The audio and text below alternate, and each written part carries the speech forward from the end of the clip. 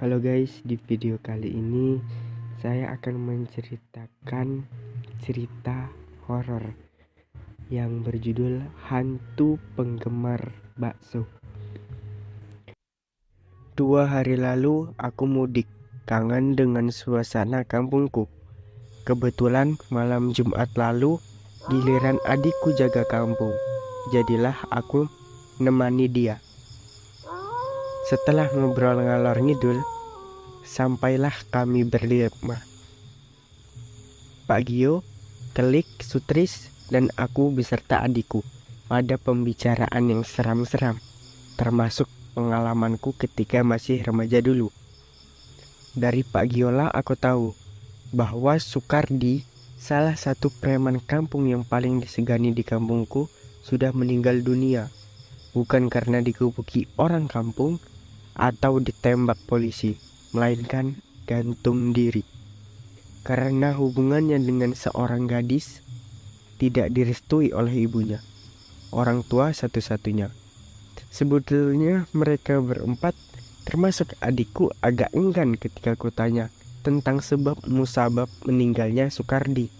Bahkan Kelik langsung terlihat gelisah, dan sekali-kali ia menatap ujung gang dengan wajah dengan sedikit berbisik.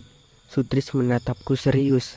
"Bang, cerita yang lain saja ya," katanya kepadaku. Adikku pun mendukungnya, namun aku tetap ngotot. "Ada apa sih kalian? Kayak diuber setan saja," tanyaku sambil mengambil tempe goreng kesukaanku. "Bukan begitu bang," kata Sutris menatapku ragu. "Suasana kampung ini loh baru saja pulih," timpal Kelik sambil membetulkan sarungnya. "Pulih dari apa?" tanyaku heran. "Ya dari teror hantunya Sukardi itu," kata adikku sambil menatap lagi ujung gang dengan penuh kekhawatiran. Jujur saja aku baru melihat wajah adikku segelisah itu. Biasanya anak itu luar biasa berani ya. "Besok pagi saja aku ceritakan tuntas," kata Sutris sambil beranjak pergi. Tunggu dulu, mau kemana?" tanyaku. "Tidur, ngantuk nih," katanya sambil ngeloyor pergi. Tak lama kemudian, Kelik pun pamit pulang. Jadilah aku, adikku, dan Pak Gio lah yang jaga kampung sampai pagi. Siangnya pukul 11 aku sudah bertandang ke warung sotonya Sutris. Penasaran pengen tahu ada peristiwa apa di kampungku pasca meninggalnya Sukardi, preman kampung itu. Kebetulan di situ juga ada Pak Joko, tukang bakso langgananku. Sutris yang melihat kedatanganku langsung berkata, "Tanya saja Pak Joko biar lebih jelas," dengan gayanya yang bikin sebel. Pak Joko yang ditembak pun jadi kecimpuhan. "Cerita apa mas?" katanya sambil menyeruput kopi hitamnya. "Itu loh pak, tentang Sukardi," kata Sutris sambil menimpali. "Wah, yang lain saja toh mas Heri, saya loh masih trauma," katanya sambil nyengir. Waduh gawat nih, mereka berdua saling lempar tangan. Tentu ada yang tak beres. Pantas tadi malam ibuku agak khawatir ketika kami berdua pamit mau jaga kampung. Setelah ku rayu-rayu, akhirnya Pak Joko berani bercerita.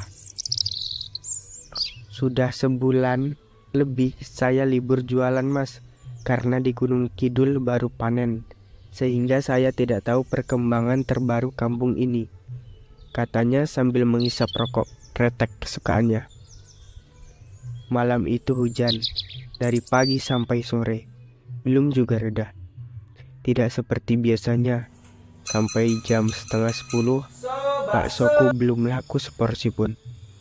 "Wah, alamat pulang dengan tangan hampa nih," gumamku sambil mengusap muka dari tetesan air hujan. Dengan agak malas, aku kembali memukuli mangkok baksoku. Pas di pertigaan Kemandungan, terdengar suara kresek-kresek basah.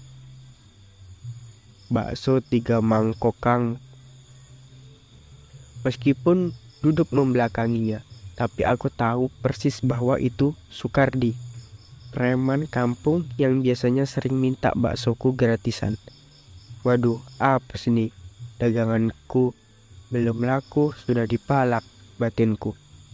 Daripada kenapa-napa, langsung saja aku bikinkan 3 mangkok bakso pesanan Mas Sukardi itu.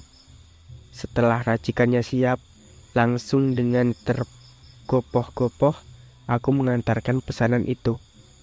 Anehnya, meskipun bakso sudah kusodorkan, namun ia tetap duduk membelakanginku. Dan tanpa menoleh, dia langsung menyantap baksonya dengan lahap. Aku agak heran, biasanya tingkah Mas Sukardi ndak karu-karuan bila sedang kumat premannya.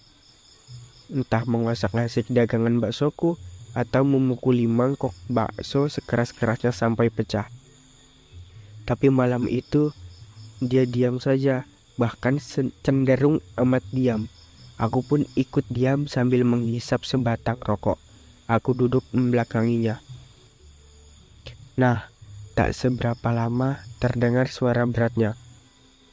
"Baksomu kurang garam, Kang," katanya sambil meletakkan mangkuk keras-keras. Aku kaget dan spontan berdiri berhadap-hadapan. Betapa kagetnya aku saat melihat Sukardi dengan bajunya berlumuran darah dan ada tali mengikat lehernya. Sementara matanya melotot dengan lidah terjulur. Persis korban gantung diri. Mataku langsung berkunang-kunang dan terasa gelap sekali. Pas sadar, tahu-tahu aku sudah terbaring di pos dan dikerubungi oleh Mas Sutris dan teman-teman yang jaga kampung. Dengan terbata-bata aku menceritakan pertemuanku dengan preman itu. Dan dari Mas Sutris lah aku tahu bahwa Sukardi telah seminggu meninggal dunia karena gantung diri di Paku Ningratan. Begitu yang saya alami, Mas Heri, pungkas Pak Joko sambil menghabiskan sisa kopi yang tinggal ampasnya. Pantesan tadi malam teman-temanku tidak mau bercerita, karena hampir selama 40 hari arwah gentayangannya Sukardi menteror kampungku dan baru reda setelah